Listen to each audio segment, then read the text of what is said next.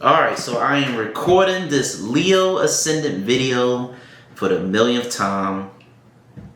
I'm frustrated.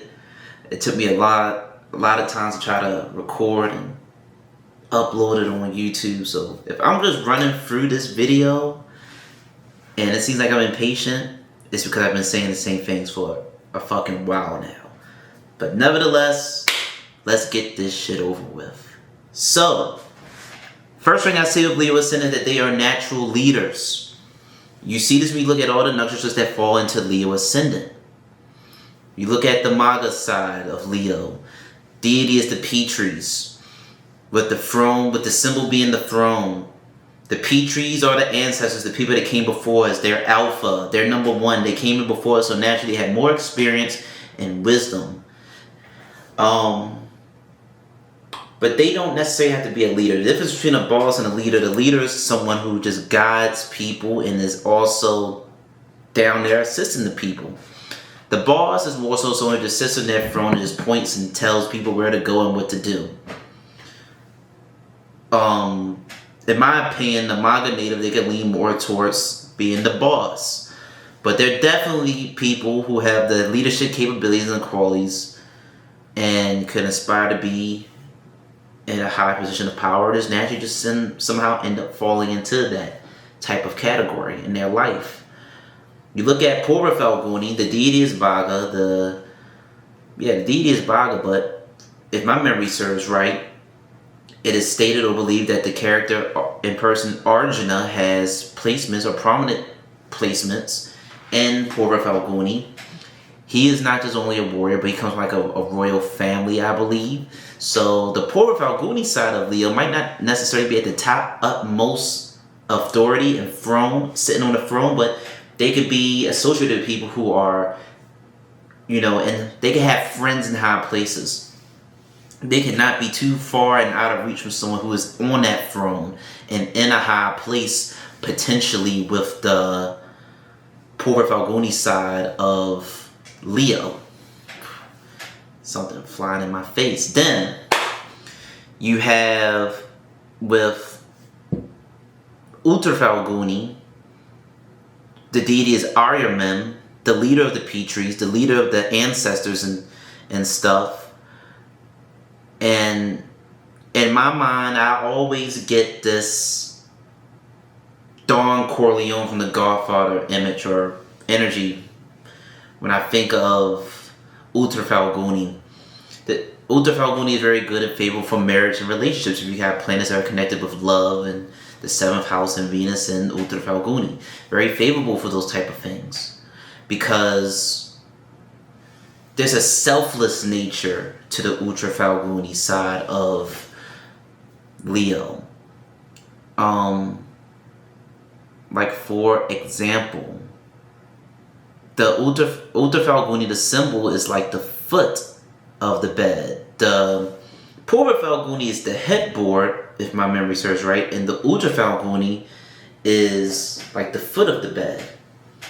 I believe there's also a tale or a little story, which I am not too familiar of, so y'all would have to look it up because I'm about to butcher it. I'm not going to lie to you, but if my memory serves right, there's a tale or a story how someone had came to Krishna while he was in bed and asked him for a favor or whatever. So what I take from that is like he's like sitting at the foot of his bed and he's counseling and negotiating and advising from the foot of his bed, which is where the symbol of Uttar Falguni represents, the foot of the bed. Another thing that demonstrates the counseling and selfless nature of Uttar Falguni is the yoni animal being a bull. The bull could be associated with Nandi the bull, the Vamana, the vehicle associated with Shiva, and with that connection to Shiva during the churning of the ocean, like consumed and drunk the poison that was in or came out of the churning of the ocean, and he consumed that poison. It turned his skin blue, his throat blue, and then a naga or a serpent was wrapped around his throat and it stopped the spreading of the poison. So, and then even with the story of Nundi the bull, there was a sage that couldn't have kids. He prayed to Shiva. Shiva allowed him to have a boy. The boy name was Nundi. Nundi was seen by two sages who said that the boy wouldn't have a long life. The father is upset. The boy finds out why the father is upset. The boy prays to Shiva for, to fix this.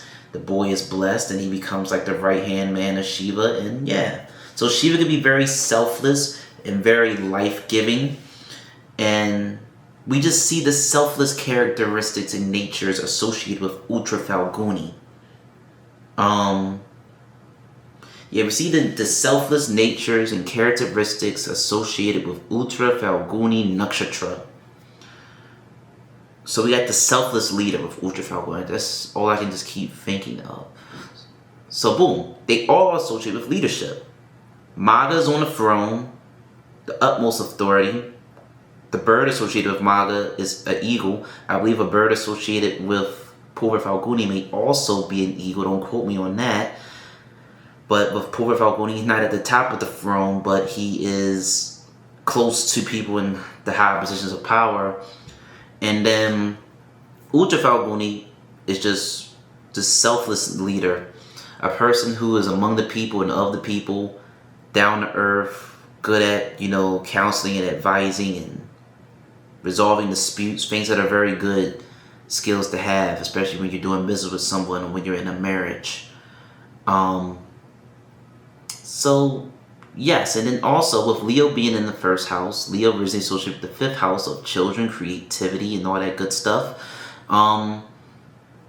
It reminds of a Huey P. Newton quote that says, revolution is a process, not an action.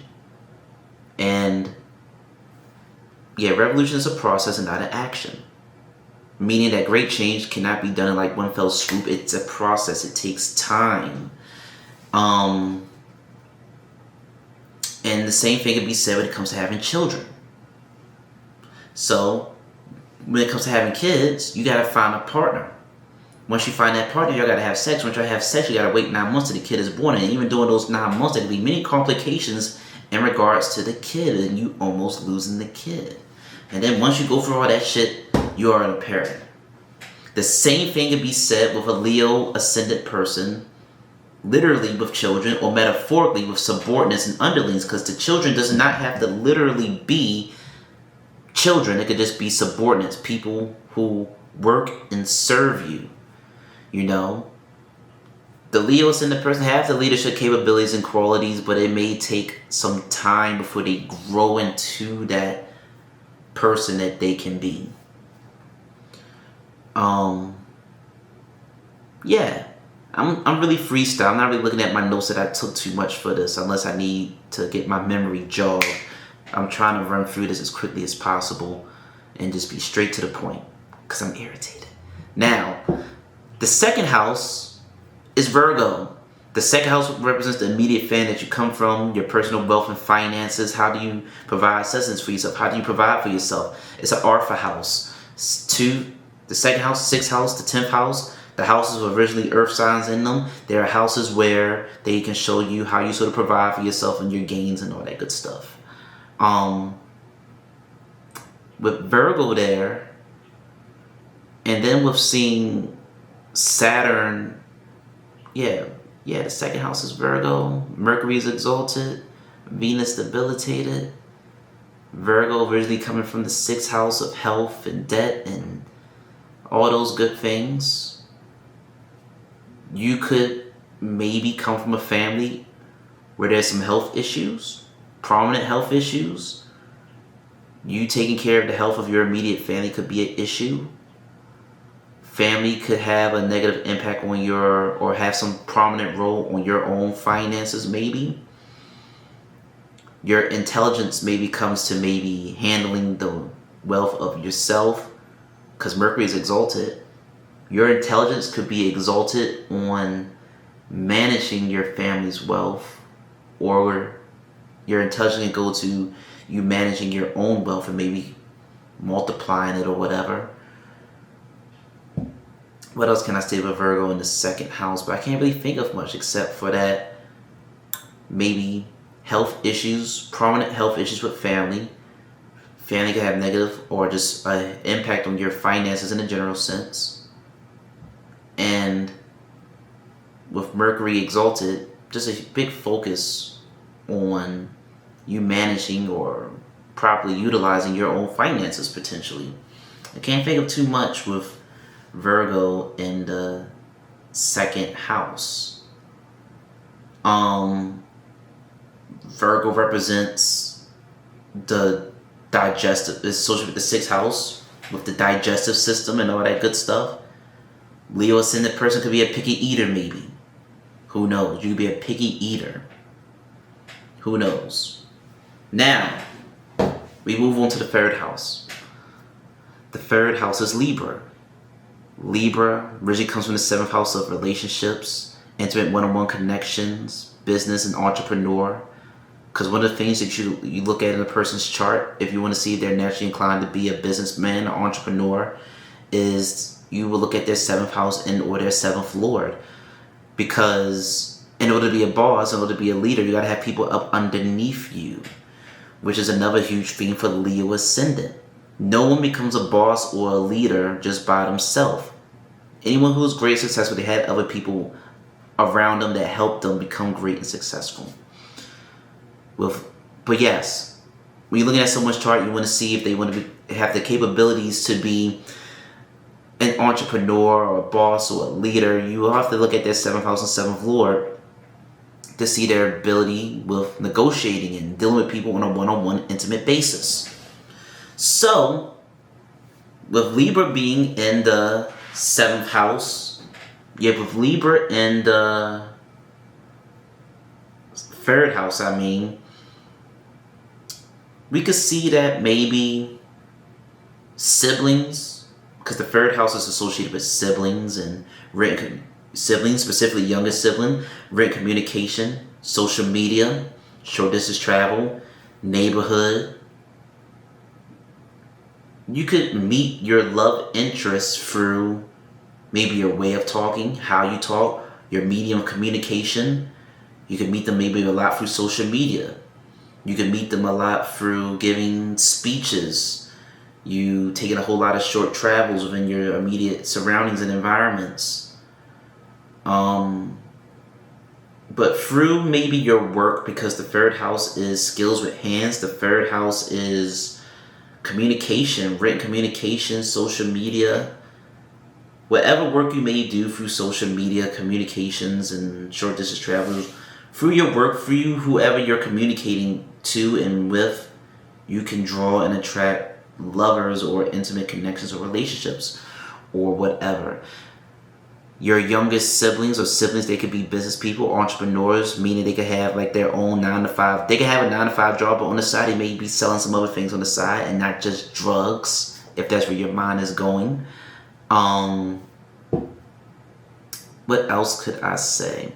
Sun is debilitated in Libra because the sun is an individualistic graha and is exalted in Aries, which exudes those individualistic qualities of sun, but is in Libra, which means that the sun has to simmer down his ego and learn how to cooperate, cohabitate, and be with other people, work with other people to get the results and fruits that it wants.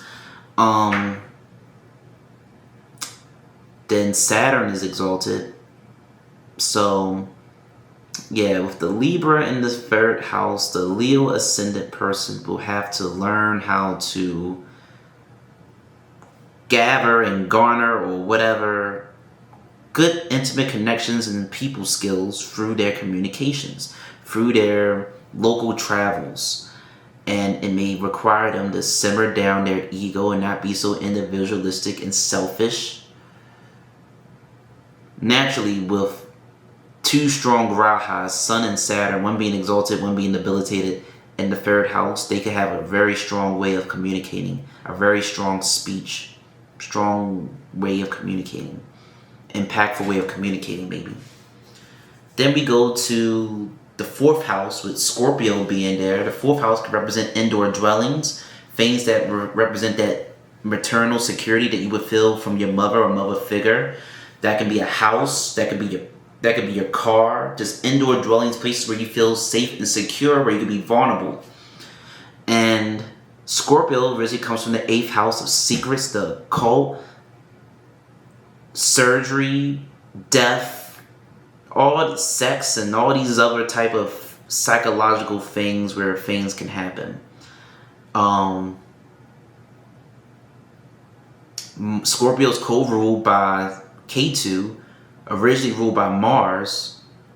So these are two penetrative grahas, Mars and Scorpio. Mars and Ketu, two penetrative grahas. And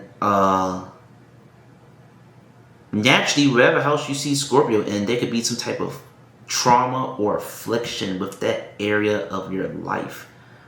So, with the Scorpio being in the 4th house, we can naturally see that with a Leo ascendant person, there could be some type of negative karma or relation or connection with their mother or mother figure, or when it comes to their homes and or their vehicles, maybe. They could constantly move and travel. They just can't maybe be home and sit still. They always are constantly on the move. They maybe want to get away from home, get away from their mother. Difficult mother karma or relation with the mother, which could be further reinforced with Cancer being in the 12th house, a Dashana house. Cancer originally associated with the 4th house, and it's the Muchakon sign of Moon, which is the Karaka of the mother. We can just naturally see there could be some type of affliction or difficulty with the relationship with the mother figure, with the Leo ascendant person, or they can maybe want to travel a lot, get away from a home a lot, lose home a lot, settle somewhere new. Who knows? But that's what I just see in a general sense. Moon is debilitated in Scorpio, so mind could not just feel at rest nor at ease in places where they should feel secure.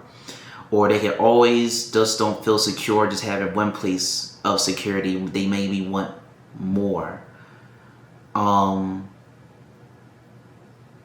Scorpio originally from the 8th house, associated with secrets. Mother could know a lot of your dirty secrets. A lot of your dirty secrets of laundry could be within your home and your car.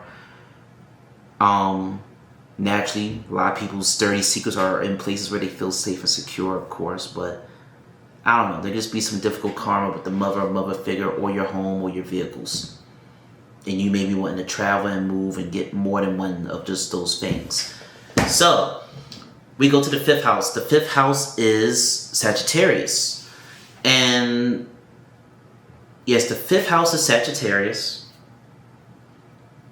And Sagittarius originally comes with the 9th house. 5th house represents education or learning and children.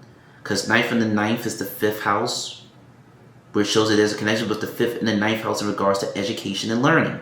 9th house is more so of teaching. 5th house is more so of learning. And with Sagittarius being in the 5th house, we can see that your children could more so be the guru. They could be the teacher. You will get your education and knowledge through having children and or subordinates. Having employees, people that work underneath you. For example, it's like being a parent. You'll raise your first kid differently than how you raise your second and your third kid, because with each kid, you're getting better. You'll fuck up that first kid, but when you have your second and third kid, that first kid's gonna be, hey, you letting them get away with shit that you didn't let me get away with. What the fuck is going on? That ain't fair. I hate being the eldest sibling. I hate being the firstborn. That's because with each kid, you got better. You're learning things about yourself through you having that damn kid. Same thing with businesses. You have one business, you go bankrupt. You start a second business, you go bankrupt. You fuck up or something, and then your third business, you become so much better because you learn from your mistakes of the first two businesses. Yeah, because you learn from the mistakes of your first two businesses, so you're not going to fuck up the same way that you did before. What else do I have to say? You're not gonna fuck up the same way that you did before with the first two businesses. And fuck, I'm gonna go and stop this video now before this damn battery dies. Alright, so now we're talking about Virgo in the 6th house. So, not Virgo in the 6th house, Capricorn in the 6th house with Virgo ascendant.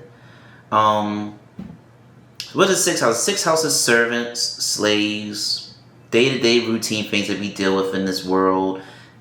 Debts, diseases, the intestines. Capricorn originally comes from the 10th house, ruled by Saturn. And originally comes from the 10th house just of the father and careers and like your obligation to the society and all that good stuff. So when I think about Capricorn, which we'll get to when I talk about Capricorn ascendant, it's just a sign that's like deal with like conquering things, just conquering and owning and being authoritative and like a boss in a sense. And with it being in the 6th house, it's like you're taking a boss off of his throne, out of his nice office, and you put him at the bottom of the corporate ladder, and he's got to fight and climb all the way up to get back to where he was from. So it's like the 6th house is like a jungle. It's your enemies. It's the day-to-day things and obstacles and tasks that you have to face and deal with. Mars is exalted here. Jupiter is debilitated. I see that for this Virgo individual, they would have to, I said Virgo individual, Leo ascendant person. I'm fucking up because I make so many videos. But for this Leo ascendant person with Capricorn in the 6th house, with Mars exalted, it's a good position. Mars is like masculinity and blood and ink and weapons and cutting things. So putting I forgot the proper terminology for these type of planets, but putting a planet like this in the 6th, 8th, or 12th is not bad. You got a warrior and a house with enemies, so he thrives in this environment. And then you have Jupiter, who's debilitated in Capricorn, which isn't necessarily the bad thing when you sort of look at it or think about it.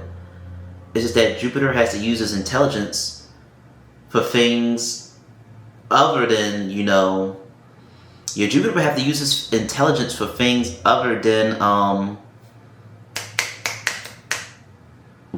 the stereotypical spiritual Buddhist guru type of things. His intelligence is now geared towards the materialistic world, the corporate ladder. I see for the Leo individual, they'll use their intelligence and wisdom and their assertiveness and cunningness to topple and overcome whatever little obstacles they may face in their day-to-day world or environment. Or with Capricorn being in the 6th house, you can see that maybe the general enemies and obstacles and health issues or whatever for the Leo ascendant individual could be strong enemies, formidable enemies. But depending on how your chart look, you should be able to overcome them. Then maybe with Jupiter being debilitated in the 6th house, we can see that, the Leo individual maybe have a hard time finding the right guidance, finding the right teacher to help him navigate through things in his life. His real source of intelligence or guidance could come from him having children, and him or her having children, or through having like employees and subordinates and people up underneath you. You learn and grow through them. Moving on to the 7th house. The 7th house is Aquarius. 7th house is one-on-one intimate relationships and partnerships and connections. And Aquarius originally comes from the 11th house of large social network circles, organizations, and gains. It's ruled by Saturn, co-ruled by Rahu. With Aquarius being in the 7th house, we could see that you could meet your spouse, your partner, through large organized events. You could meet them through maybe those type of large social network circles organized and events with the co-rule effect of Rahu, the North Node. They could be abstract, quirky, outside of your race. Something that's very abstract or different or peculiar about them. And what else can I think of with Aquarius being in the 7th house?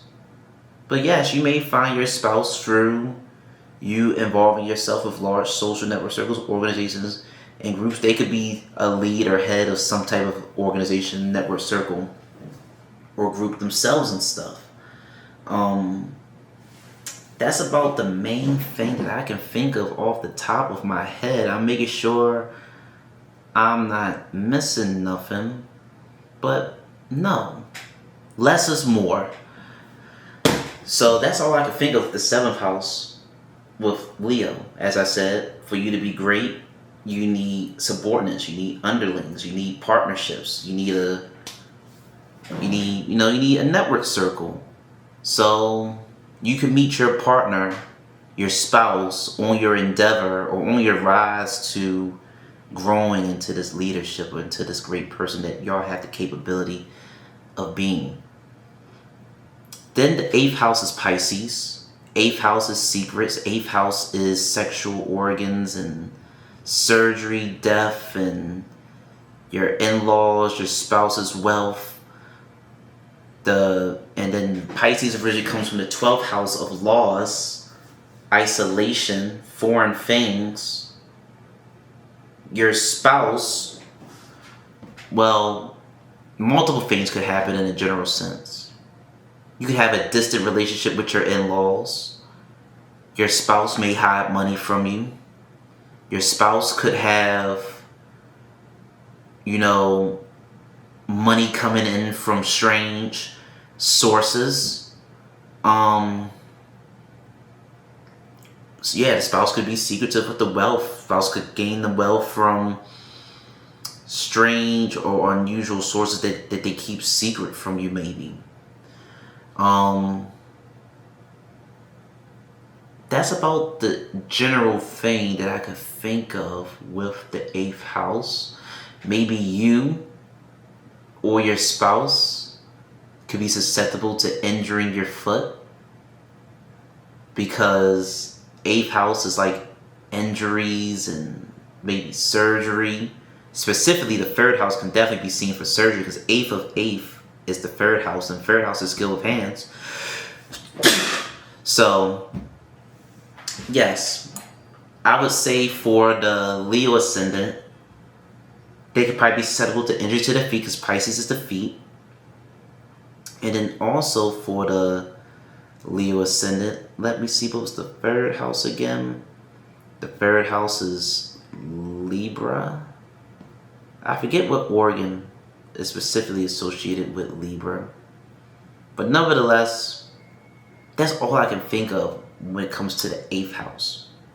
So now we're going to jump to the 9th house, where you have Aries. Yeah, another thing, before I jump to the 9th house, with Mercury being debilitated in Pisces and the 8th house of, for the 8th house of Pisces, I don't know. Intelligence, your spouse could just probably be bad with managing or handling money, potentially. That's what I just feel or theorize. But now we jump to the 9th house with Aries. And the 9th house is the teachings of the father or the father figure, where Sun is exalted, Saturn is debilitated. I feel like the Leo ascendant person, they maybe seek knowledge. I feel they'll have a hard time finding any type of knowledge and wisdom and guidance outside of them having children and outside of them having underlings and employees and subordinates. They may try to do it themselves, learn on their own, or they maybe offend or maybe rub people the wrong way and close themselves off from obtaining knowledge. I say this because Sun is exalted. Sun is an individualistic planet. Well, Graha, not a planet. And Aries is an individualistic sign. It's the first sign. So this hot, fiery Sun in the 9th house, I feel as though maybe the Leo individual maybe could be selfish with their knowledge, arrogant with their knowledge, and that could probably rub people the wrong way and close them off from maybe wanting to give you knowledge or wisdom or guidance that you may seek or need.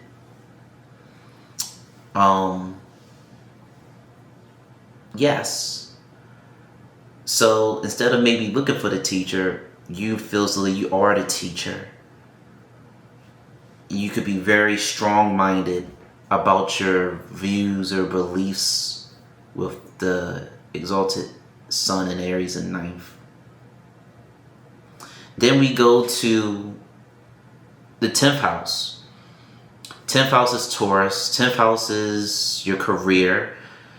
10th house is where Moon is exalted.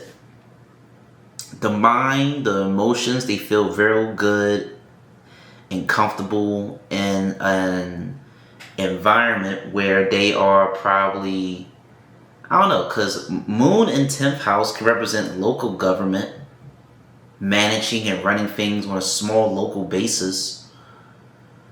And in the 4th house of Scorpio, Moon is debilitated, difficult karma with the mother figure.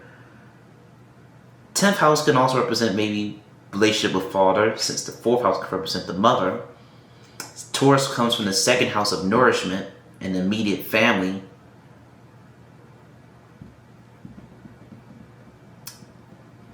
You could probably theorize that the Taurus and that the Leo ascendant person, maybe their father figure, could have influence on their career, on how it could have an influence on their career, maybe. But maybe in a general sense, Moon could just feel real comfortable. The mind feels that comfortable at work and being at service to others. That's how it feels taken care of. By taking care of other people, they end up taking care of you, or you take care of yourself by taking care of other people. I don't know. The mind feels comfortable in the workspace, in the work environment, doing something in the world, being seen, not being in the 4th house type of environment. You need to be outside. You need to be seen. You need to be speaking to people. And the mind feels good doing those things. The 11th house is where Gemini is at. The 11th house is large social network circles, organizations, and gains. The 11th house with Gemini there, nothing is exalted or debilitated in Gemini. Gemini originally comes from the 3rd house of siblings, specifically younger siblings, and communication. The Leo ascendant person could, I don't know, could have it's probably important and imperative for the Leo ascendant person to, venture out, communicate, and explore their network circle, or develop a network circle and stuff. Your network circle could be people who are predominantly young, since Gemini is associated with Mercury. Mercury is like a youthful planet. So your network circle could be of young people, or rather young people. And that's good, because the youth is the future. So if you want to get an idea of how the future is going to look, I don't know, speak to the youth. But I feel as though your network circle, your audience of where you can gain large gains or help or support, could be with people who are maybe of youth. Yeah, that's all I can think of Gemini and the 11th house in a general sense. Your siblings can have a large role to play in helping you develop your network circle. Yeah, they could probably have a large or good role to play in you developing your network circle and whatnot. And that's all I can think of for the 11th house Gemini side. And finally, you have the 12th house with Cancer. 12th house is foreign lands, isolated lands, isolated environments like a hospital, like a jail, places where you find God. You on your deathbed in the hospital, you start praying to God, believing in God and all that good stuff. You in jail, you locked away for a long time, you know, you go crazy, you pray to God for answers and advice, and you get your answers and advice and guidance and knowledge and wisdom. What else could I say? 12th house could represent going to a whole nother country or somewhere outside of where he was born. Cancer, originally associated with the 4th house, associated with the mother, indoor dwellings, places where you feel comforted and nurtured. The Cancer and 12th house person could probably feel, I don't know, at rest and at peace when they're maybe more comforted and nurtured when they are maybe in another country, when they're in another land or state that is not of where they're from.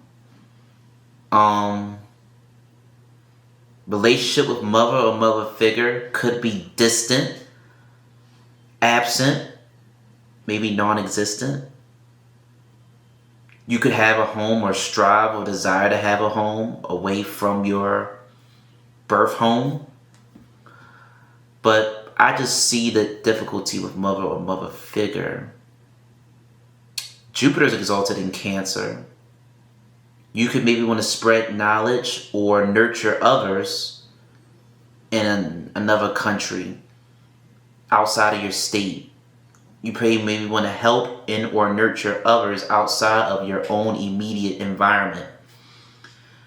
Is what I could see or feel. But that's essentially it. I'm not going to keep talking in circles. That's what I see in a general sense for Leo ascendant as a whole. Like I said, I did not waste no time dilly-dallying and lollygagging around, because I tried many times to make this damn video and I had a lot of hiccups. I was tired of repeating the same things over and over again, so I'm just very straightforward. I'm not elaborating a long lot. This is just very goddamn to the point. I hope this video gave you insight and clarity on Leo ascendant, and I'll see y'all when I make my next few videos. Thank you for sticking around and me still having a decent amount of subscribers despite my little hiatus and inconsistency with videos. Thank you.